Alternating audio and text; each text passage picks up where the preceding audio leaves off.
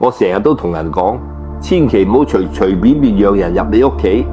你可能會覺得我係嗰度小題大做，但話你知，人一生好多魔幻，往往就係由你打開嗰道大門開始嘅。古人話國有國界，家有家門。一個國家如果邊境守唔住，就會亂；一個人如果家門把唔關好，就會衰你。以為只係請人入嚟坐下、吹下、水熱鬧客啫。但喺玄學角度睇，你係將你自己生命嘅氣場拱手讓人家，唔止係拿牆木瓦咁簡單，係人內心嘅庇護所，係靈魂嘅根本。人走得幾遠，混得幾苦都好，只要諗起屋企嗰啖氣就能夠穩住。所以古人話：宅者人之本也。咩意思呢？你間屋就係你條命嘅根，宅穩人就旺，宅亂人就衰。屋企如果聚唔到氣，人不進，福報再多都會慢慢散晒。我哋老祖宗最講究宅氣，你看下啲帝王將雙喜宮殿，未講華唔華麗之前，第一件事係睇地勢、睇風向、睇大門朝向。佢哋好明白一個道理：屋企係命運嘅根基，門係福果嘅界限。一個人如果道門亂開，佢嘅福氣就會俾人踩晒出去。一個女人如果成日俾啲物出入，佢嘅氣場就會俾人帶散晒。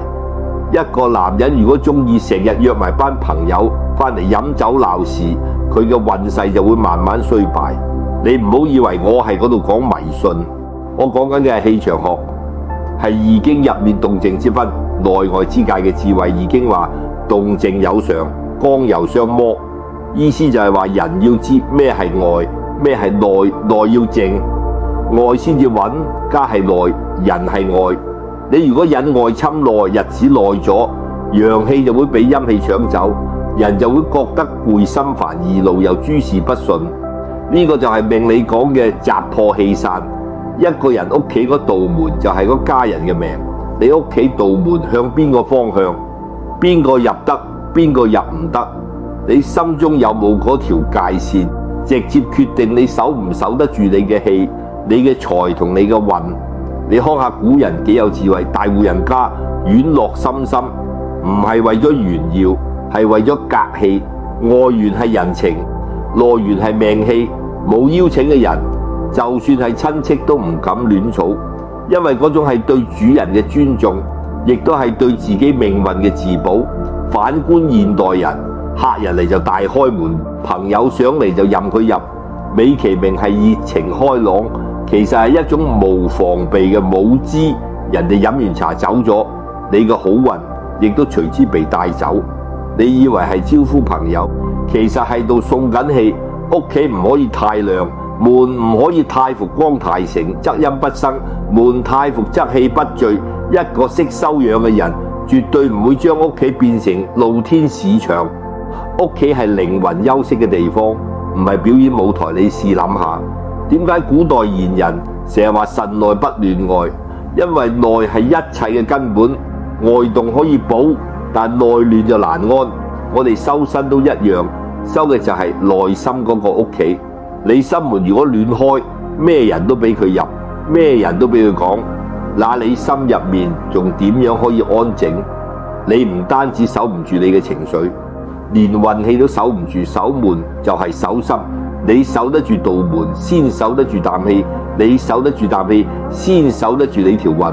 呢個就係古人講嘅家有門，命有守。你要知門開合之間藏住天地之理，門開係迎人，門閉係養氣。中國人話出路有時唔係講點樣行事，而係講修養。門應該關嘅時候唔關，就會惹雜氣；氣該進嘅時候唔進，就會生煩惱。所以老祖宗教我哋開門7分情，關門3分陽氣。開係人情，關係修行。開多咗人情變咗虛耗，關得住修行變咗福報。黃帝澤經話個門者，氣口也，氣入則人和，氣泄則確。氣咩係氣？就係你嗰份安定親民祥和嘅力量。你屋企嘅氣穩，你嘅心就穩。你如果邊個都俾佢入氣亂咗，人就會亂加亂咗，命就唔順。所以我話家門唔好盛開，福氣自外逃。你如果成日俾人嘅能量入嚟，好氣就會俾人壓住，壞氣就會留低。日子耐咗，人就會病，家就會衰。所以唔係你唔熱情，係你要有界限。人能守得住，福自然嚟；門能守得住，運自然旺。你要記住，門唔係用嚟彰顯人情嘅，門係用嚟守命嘅。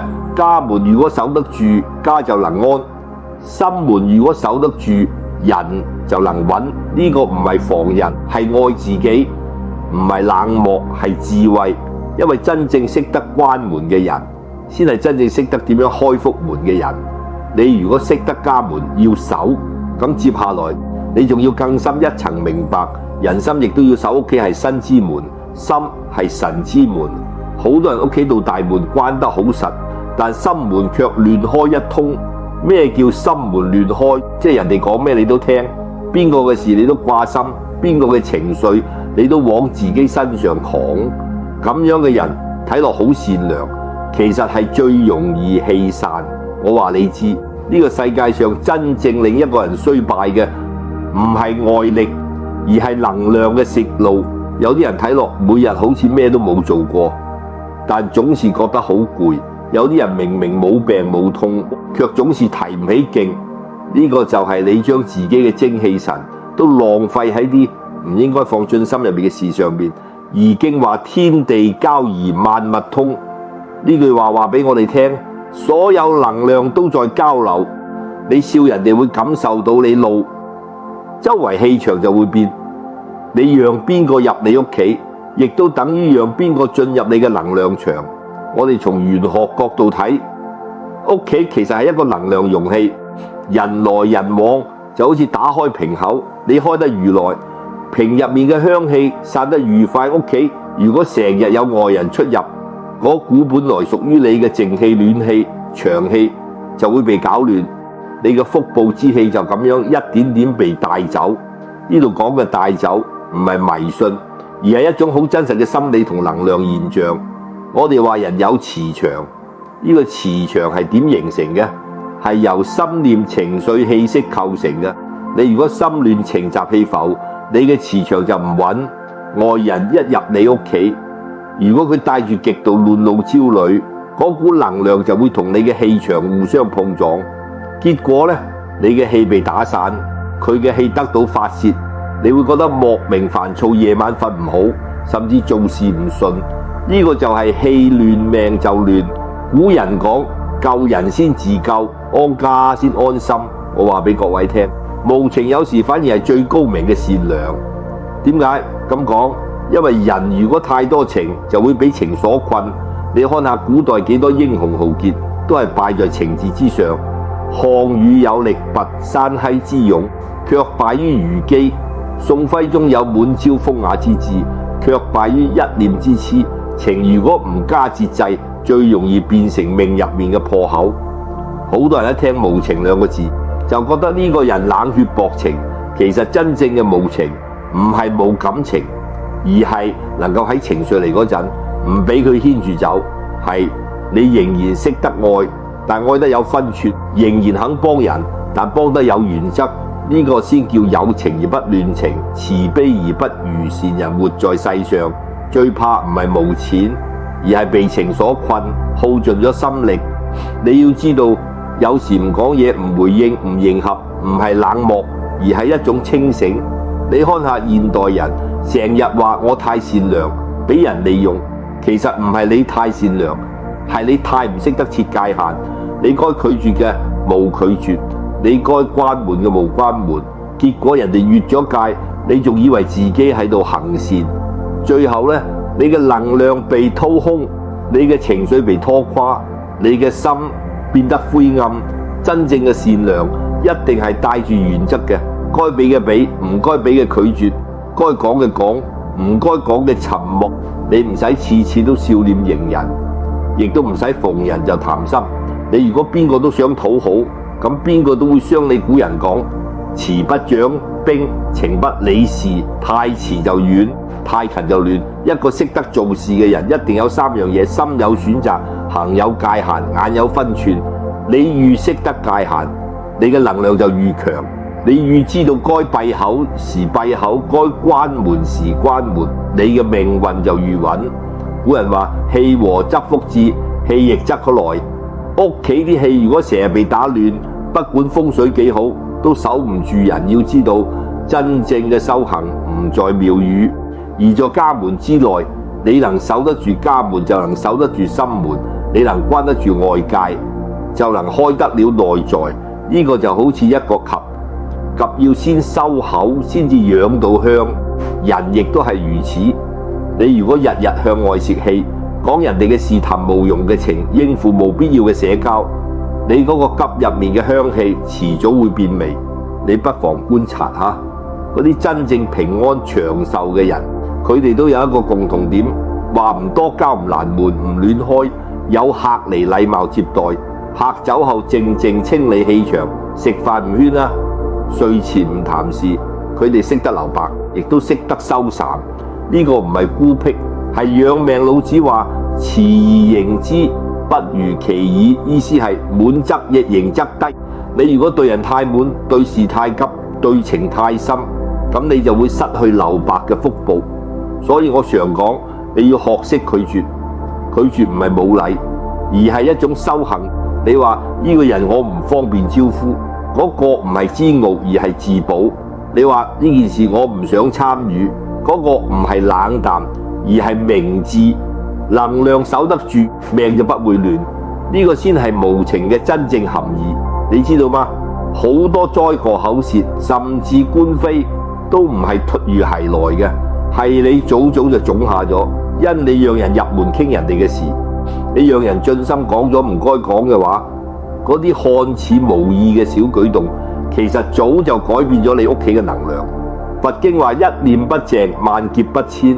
你如果家門不淨，何談福報？所以我話防人唔係心機，係修心；關門唔係拒絕，係智慧。各位朋友，你如果想令自己命好、運順心安，請記住三句話。第一句，門開有道，開門迎福；關門養氣。第二句，情斷有界，愛人要有距離，幫人要有原則。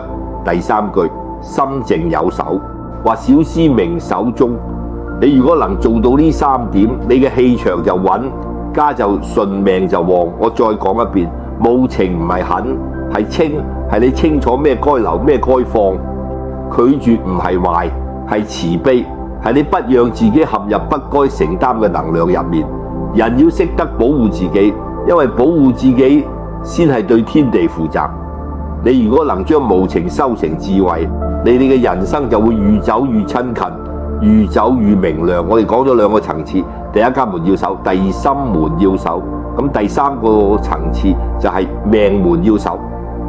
咩叫命門？唔係身體上面嗰點，而係你一生嗰啖氣。人一口氣在，世事可為；人一口氣散，百事皆空。所以我成日講，一個人最怕唔係無錢無運，而係氣亂。氣亂咗，你嘅思想、情緒、關係、健康，全都跟住亂。而氣從邊度亂，就亂在門，冇關。好，我問你，你有冇發現，有時明明冇發生咩大事，但屋企嘅氣氛突然沉悶壓抑，夫妻唔講嘢，細路唔聽話，睡覺亦都唔安穩。呢個時候不一定係風水不好，而係你屋企嘅氣場被打開太耐。咩叫打開太耐？就係你成日俾外氣入嚟，卻忘咗讓內氣歸位。朋友嚟、親戚嚟、同事嚟，一來一走，帶走嘅唔係茶香，係福氣。你愈覺得冇關係，福神就愈覺得呢個叫不安。黃帝內經講：天有五澤，見之者昌。咩係五澤？唔係小偷，而係五種能量嘅干擾，色聲香味觸。你如果成日睇人哋嘅風光，聽人哋嘅是非，嚟人哋嘅甜頭，嗱，你嘅五官已經俾五澤奪走。而家門不關，正是讓民族自由進出嘅入口。我哋中國人講修身齊家治國平天下，睇落係政治理論，但其實係氣場嘅次第。身不修，氣不正，家不齊，運不順，氣亂命就亂。修身係內守，齊家係外護，內外皆守，天地自然合得。呢個就係易經入面嘅天行健。君子以自強不息。地勢坤，君子以厚德載物。我哋現代人太快太忙，開門快，關門難，講話快，盡心難，行事快，思考難。但你要記得，《道德經》講過一句話：反者道之動，弱者道之用。真正識得天地之道嘅人，都會識關嘅時候關，該慢嘅時候慢，該進嘅時候進。你如果咩都敞開，就好似一個成日開住蓋嘅茶枕，不管茶幾香，遲早都要散。但你如果識得關門，識得蓄氣，嗰股香氣會愈沉愈厚，愈來愈甘。人亦都係如此。有啲人成日話老師，我怕冷場，我怕人話我孤僻。我話怕咩？天地最安靜嘅時候，正是萬物在成長嘅時候。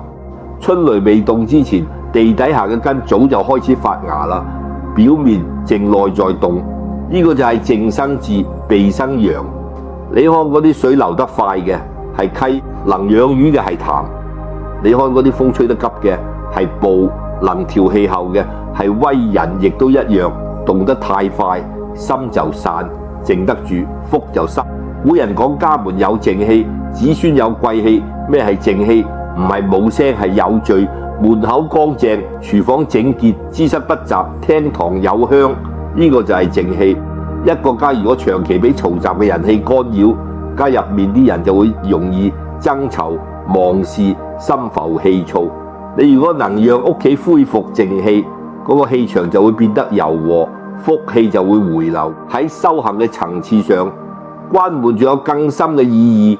關門係關外門，亦都關內門。外門關防人，內門關防心。心經講無眼耳鼻舌身意，呢個唔係叫你咩都冇，而係叫你唔好俾外界牽住走你。如果能做到人哋鬧你，你不動氣，人哋讚你，你唔飆然，呢個就係心門關得好。中庸講喜怒哀樂之未發位之中，咩係中？就係心門未開之前嘅安定狀態。你一旦開門太快，喜怒哀樂傳入嚟，嗰個中就破咗。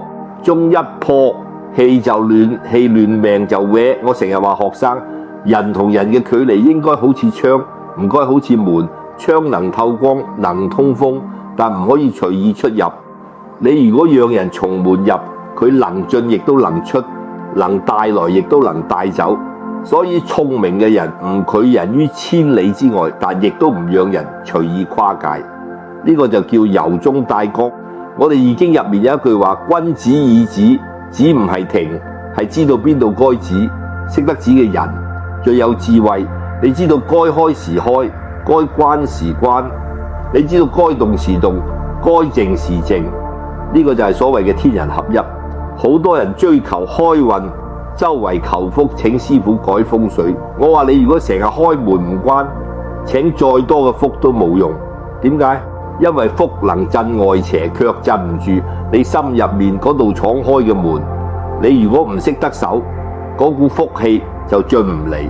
所以識得關門嘅人，先係真正識得開福門嘅人。門關咗，心靜咗，心靜咗，氣順咗，氣順咗，福就到咗。呢個唔係神話，係天地嘅自然法則。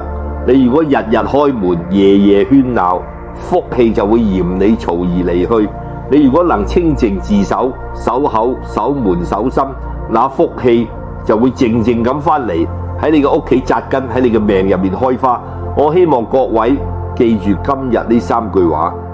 第一句，門係命嘅界限，守得住門就守得住氣，氣聚福聚。第二句，心係氣嘅源頭，心滿則家安，心亂則過喜。第三句，靜係福嘅根本，靜得住嘅人最有福，靜得住嘅家最長久。你不妨每日瞓覺前關上門，關上燈，默念3句話：我今日不怨不怒不求，我感恩這屋，感恩這氣，感恩今日平安。我願福氣長流，災禍不侵。你如果能每日咁樣做，哪怕你屋企再細啊，都會慢慢生出一股柔和嘅光。呢個就係家運轉旺嘅徵兆。各位朋友，你唔好怕關門，關門唔係斷絕人情，而係令你嘅人情變得更真。關門唔係孤立自己，而係令你嘅人生有界限、有尊嚴。識得關門嘅人，終有日會明白，最好嘅福氣唔在門外，而在心入面。你如果心安，天地都安；你如果氣順，命運自順。所以請記住呢句話，千萬不要輕易讓人進你家，扭住你嘅門，就係守住你嘅命，守住你嘅正，就係守住你嘅福。很多人以為不讓人進家是小心眼怕麻煩，其實嗰係因為佢哋冇睇懂咧背後嘅天道天地之間，一切事物都有佢嘅氣場，山有山氣，水有水氣，人有人氣，家有宅氣，天地能長久運轉，係因為陰陽有界。你看白天同黑夜有交替，潮起同潮落有節奏，凡有節者皆能久，凡亂流者皆易衰家，亦都係如此。屋企如果氣亂，就好似一口常年無蓋嘅井，出面嘅塵埃落葉蟲條都會跌入去，井水再清都會變毒。呢個就係點解古人建宅一定要講藏風聚氣。你看嗰啲古宅嘅門，從來唔對住大路，係稍稍偏開，叫避直衝。嗰個唔係講迷信，係講氣，因為氣係活嘅，佢要有轉有收有漲。如果你屋企門口日日敞開，人來人往話聲嘈雜，嗰股正氣就冇地方匿。日子耐咗，連你屋企嘅牆加花草都會浮躁，人一入屋心難安，呢個就叫氣浮。我認識一位做設計嘅年輕人，佢成日覺得靈感枯竭，事事不順。我到佢屋企一睇，大門正對電梯口，玄關無擋，梳化背門。我笑住話：你嘅屋企就好似你嘅心，一眼望穿無藏起之地。佢恍然大悟。後來加咗一道屏風，屋企開始安靜得多。冇幾個月，佢話靈感又翻嚟啦。你看，呢個就係行隨心轉，氣隨意行。再講得深一層，點解外人唔可以隨便入你屋企？因為每個人嘅能量頻率唔同，有人一入門氣場輕盈，帶來光；有人一入門氣場沉重，帶來壓。如果你屋企嘅能量係靜嘅，咁人哋一入嚟講幾句抱怨嘅說話，吐幾句苦水，談幾場八卦，你嘅正氣立刻被搞散。黃庭經有言：內觀身心，外止住緣。修行之唔係跑去深山，係學識止緣，不讓外界嘅緣分隨便進入你嘅能量場。你如果日日止唔住，咁你嘅心就會俾外緣牽走，人哋嘅情緒會變成你嘅煩惱。呢個就係現代人最常見嘅能量耗損症。我曾經遇過一位企業家，佢好善良，朋友多，家門永遠為人敞開，但奇怪嘅係事要越做越攰。我問佢：你覺得邊度累？佢話：我唔知，我明明冇做咩大事，但每日都覺得身體沉重。我話俾佢聽：唔係你身體累，係你屋企嘅氣俾人借走咗，朋友嚟談，投資親戚嚟訴苦，鄰居嚟借嘢。佢表面在幫人，實際係被抽走能量啊！佢笑住話：咁係咪我太熱心？我話唔係你熱心，係你唔識得養心。道德經講聖人無心，以百姓心為心。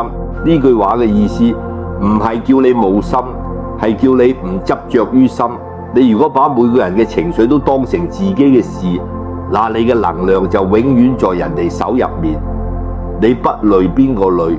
所以話唔讓人入屋，唔係防人，係就當你能守住道門，你先能靜下心嚟照見自己。一個日日讓外人入屋嘅人，就好似一個總在喧鬧市集修行嘅和尚，永遠聽唔到自己心入面嗰下鐘聲。而真正嘅修行人係識得關門嘅，門一關，塵一息，心一靜，在嗰個靜入面，你先會聽到天地最微妙嘅聲音，風嘅呼吸，水嘅流動，命運嘅節奏。我哋人一生最難守嘅唔係錢財，係氣。錢冇咗可以再賺，人走咗可以再遇。氣一亂，咩都不順。所以古人講養氣以修德。咩係德？唔係嘴上面講嘅善，係你嗰股安定不動嘅能量。你如果氣穩就唔易老，你如果氣足就唔為難，你如果氣輕就能看透是非。呢個就係修德。而德從邊度養？就係關門入面養。我見過啲老人家，佢哋一輩子唔講大道理，卻識得每日黃昏時分把門輕輕關上，燈火輝煌，泡一茶，那一刻佢哋嘅世界係靜嘅，不談人事，不論得失，有時坐一個鐘頭唔講嘢，呢個係養神。呢種人往往長壽心寬，子孫亦都順。點解？因為佢哋在無聲中把天地嘅氣拉返入屋企。呢種家有福，因為進裏有德，德裏有福。大學說止於至善，咩係止？就係能在對嘅時候停。關門係止，沉默係止，退一步亦都係止。你如果成日向外奔，你嘅福氣就跟住散。你如果學識止，天地自然幫你聚。呢個就係手中見道。你唔使去追咩運勢，唔使去求咩貴人。當你能靜落嚟，天地自會嚟成全你。我成日講，人呢一輩子有3件事要早點悟。第一，別讓太多人走進你嘅家，因為嗰係你氣嘅根。第二，別讓太多話走進你嘅心，因為嗰係你神嘅根。第三，別讓太多樂望走進你嘅命，因為嗰係你運嘅根。呢3根如果能守住，你一生就穩。有啲人中意抱怨，我對人哋咁好，點解換嚟冷淡？我話因為你太想打開人哋道門，卻忘咗守住自己道關門。唔止係物理上嗰道門，佢係一種界限感，一種尊嚴。當你有咗邊界，人哋自然會尊重你。你愈不設防，就愈容易俾人欺。論語有一句話：不患無位，患所以立。意思係唔好擔心無位置，要擔心自己冇立場。呢句話用在今日，就係你如果冇邊界，任何人都會越界關門嘅人，外表睇落孤單，其實內心最豐盈，因為佢把時間精力氣都留咗俾自己。人哋忙住應酬，佢在進修；人哋被情緒攆走，佢在關照；人哋周圍求運，佢在養命。等佢再開門嗰陣，嗰股氣係香嘅，係柔嘅，係光嘅。呢種人行到邊度都自帶福氣。我記得有一句古話講得真好：靜者自安，閉者自勉。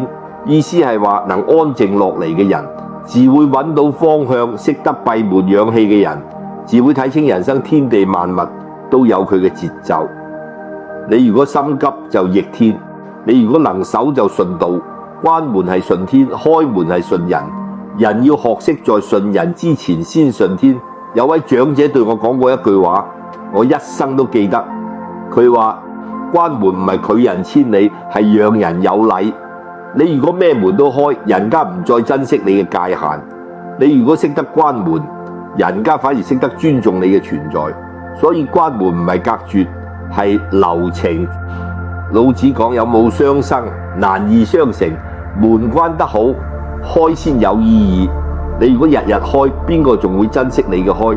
你如果識得關，人家先識得進。呢個就係閉中常開，開中有閉嘅中庸之道。朋友們，我講到呢度，希望你們明白，這一生最難嘅修行唔係放下，係守得住門，守得住心，守得住靜。能守就能聚，能聚就能生，能生就能旺。你如果成日敞開，氣就漏，情就亂，福就散，到最後家亂人亂，命亂。所以老祖宗先反覆告：說我哋宅者，人之本也。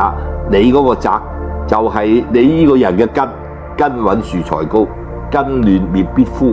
請你從今日開始回到屋企，輕輕關上門，唔使開太多燈，唔使講太多話，讓嗰份靜氣慢慢回流。你會發現外邊嘅世界越嘈，你嘅內心越明；人哋越浮躁，你越安定。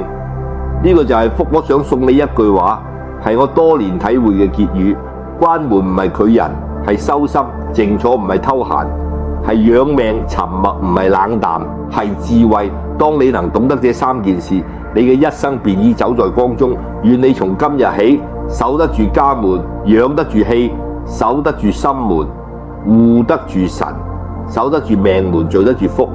讓你嘅屋企唔止係遮風避雨嘅地方，而係天地通氣嘅福源。讓你的心唔止係私利萬千嘅器皿。而係正中生慧嘅明鏡，讓你哋一生就會愈來愈安、愈來愈順、愈來愈光明。